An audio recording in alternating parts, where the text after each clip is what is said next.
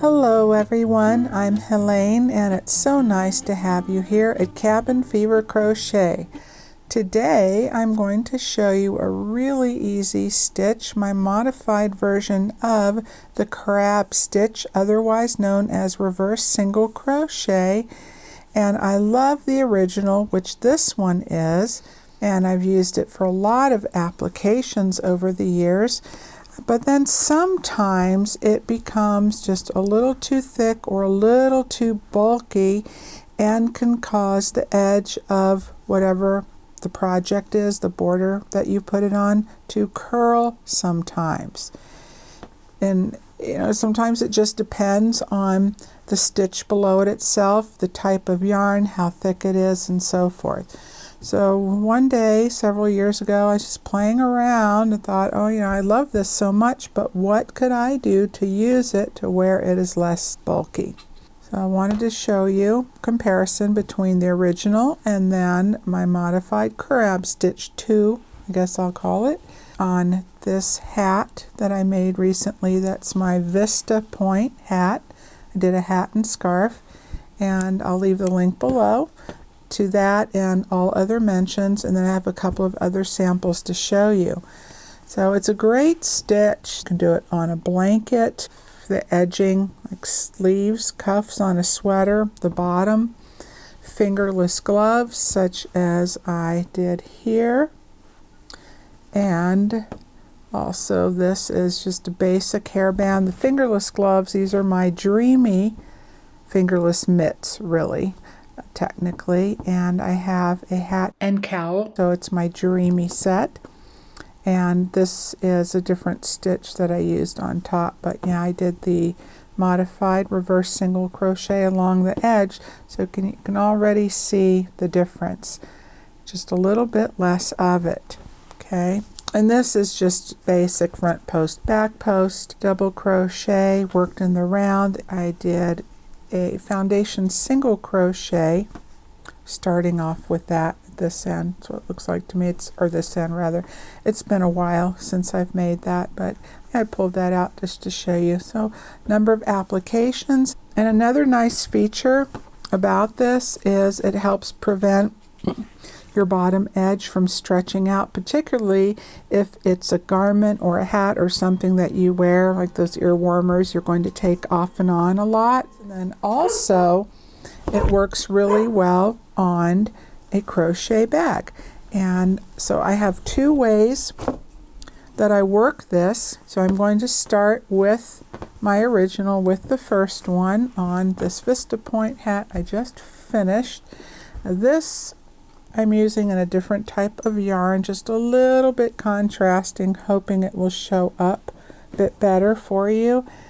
This is Knit Picks Heatherly. It's 80/20 acrylic wool, and this is Caron Blossom Cakes. It is cotton acrylic. And before we get started, don't mind all these little boo-boos on my hand. We just got a new pup a little over a week ago. She's 11 months old. She's really sweet, fun, and playful, very mouthy and tactile. So we are working on that. And since this is a stitch I've been using for a while now, I thought might as well go ahead and show that to you, hoping that will be something that is useful for you as well.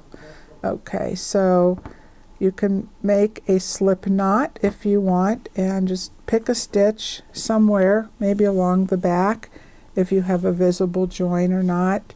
Sometimes it's hard to tell. You can, and that's my beginning, and this covers it up nicely too, wherever you joined, if it's more visible, so you can begin on either the right or left of that. And as with the original reverse single crochet, instead of working from right to left, you reverse that and work from left to right. So you can bring in your slip knot through if you want to do that. If you don't want to knot at the back, then you can just take your working and you bring that through, and leave the tail out, bring your working end through, leave enough to sew in real securely on the end, and then chain 1, which locks that in and counts as a stitch.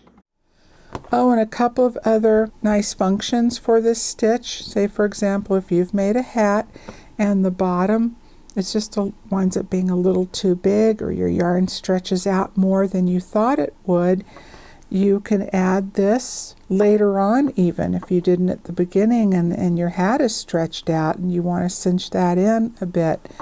You can use this stitch and, say, go down 1 hook size from the yarn that the hook that you used when you first made the hat, and that's going to draw it in.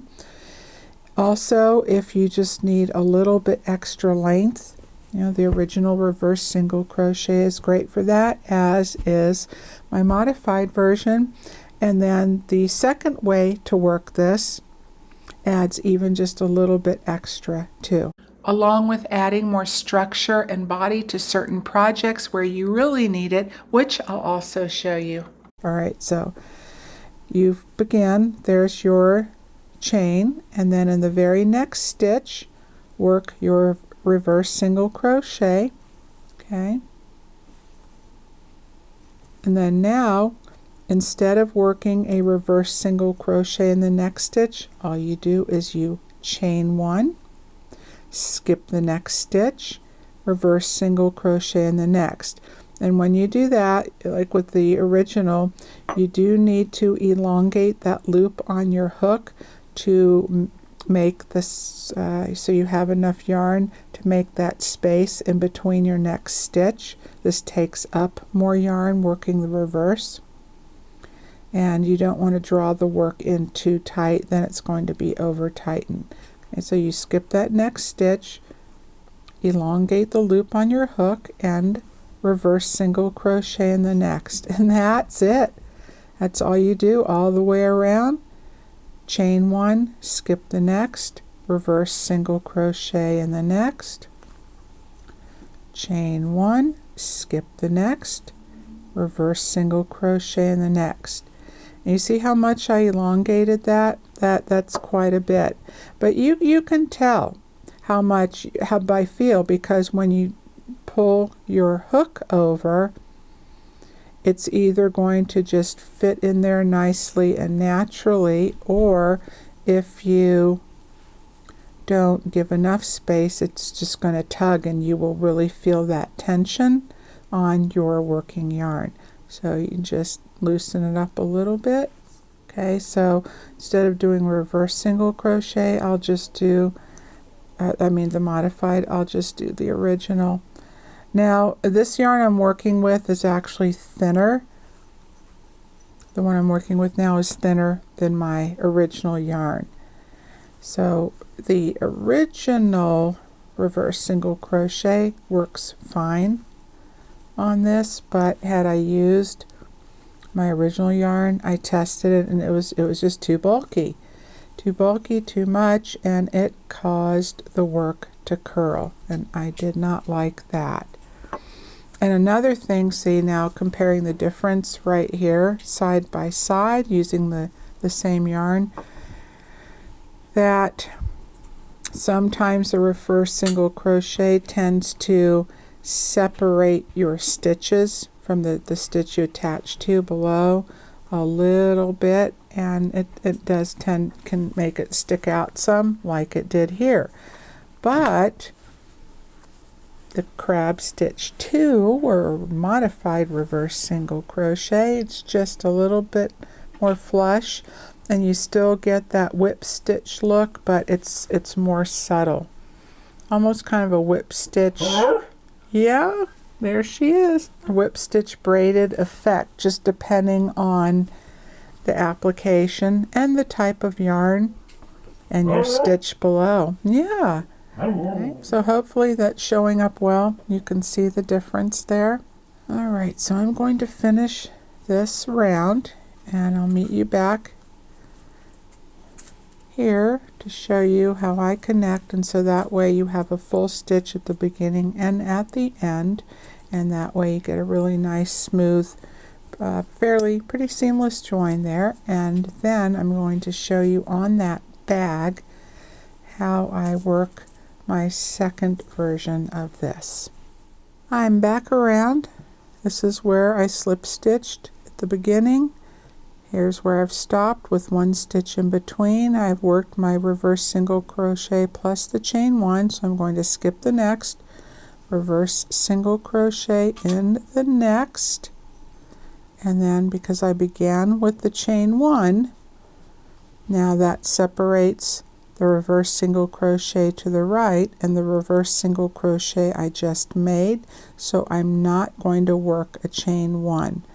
Now if you have a different, say, stitch count than I do, and you have another stitch in between, then you can go ahead and do a chain 1 if you want to. Do that there, so that way it fills in the space in between your beginning and your last with no gap spaces in between.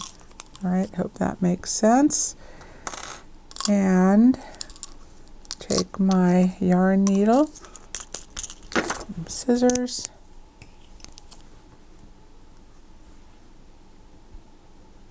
and cut the end. Going to bring my loop through gently. I'm not going to yarn over and put in a knot, because that will be visible and not very attractive. Ooh, I just see another spot there. Yikes. She's quick too. Quick. Alright, so now I'm just going to pull the yarn over and go in between the 2 stitches at the top of my beginning chain and bring that through from the front to the back. You see how that tuck that in, and I'll just bring my beginning tail end to the back and then sew those in. That's it. And there you go. Just a nice simple little edging, added touch without adding too much. That works out really well for a variety of projects. All right, for version number 2, it's on a bag that I made, which will be a tutorial hopefully in the not too distant future.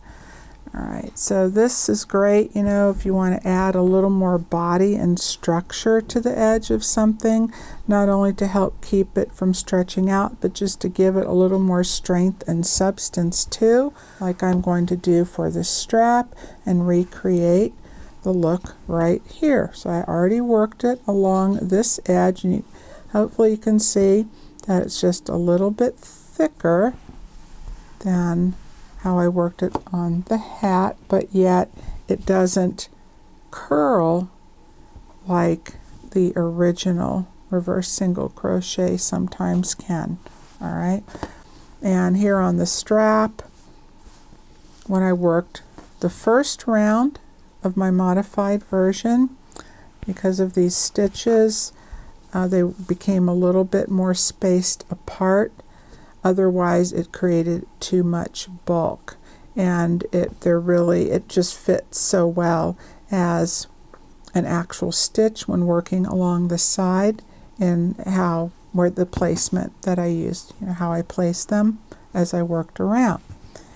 But to add a bit more width, a bit more substance, body and structure to the strap itself, you can work another round of the modified reverse single crochet, just like how I'm going to show you. All right, so this is where I came around and ended, and this is where I originally began. Okay, and I'd already cut the yarn and then decided to add on another round like I did here. Okay, so can go ahead, and there's the reverse single crochet, and now I can chain 1, skip the next reverse single crochet, and reverse single crochet in that chain 1 space, not in the chain itself, but in that space. Okay, get my tail ends out of the way.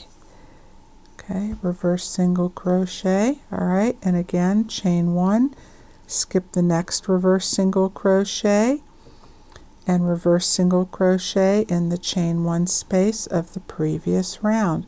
That's it, all the way around, easy as that. Chain 1, skip the next reverse single crochet, and reverse single crochet in that chain 1 space. Easy, huh? And here I'm going to show you, do a few more, what the finished look is like. And then when you come around to the end, you just connect and do the same thing. That's all there is to it. Yay! Okay, and there you go. Okay. Get my little ends out of the way so they're not a distraction and you can clearly see. Now we just have a continuation, and that's what I did along the front and back edge. And you can see the difference. Now, of course, my original modified version does add some body and structure to it, and depends on the project you're using, but by going a second round, it just adds that much more, a little bit more thickness and density to it. And that works out really well for this particular project. So then now you have a couple of different ways that you can work it depending on what you're making, and there's no reason why you couldn't do a third, fourth, fifth round if you wanted to. And that might give a really interesting look. So you can just play around with it and work that into whatever you like. Okay, well that's it for today's tutorial. I hope you enjoyed it. Please let me know what you think of it. And I hope it's going to be useful for you and something you'll have fun playing around with and will be able to use in a variety of applications too. Okay, take good care, everyone. Please come back again next time, and I will hopefully see you again very soon. All right, bye for now.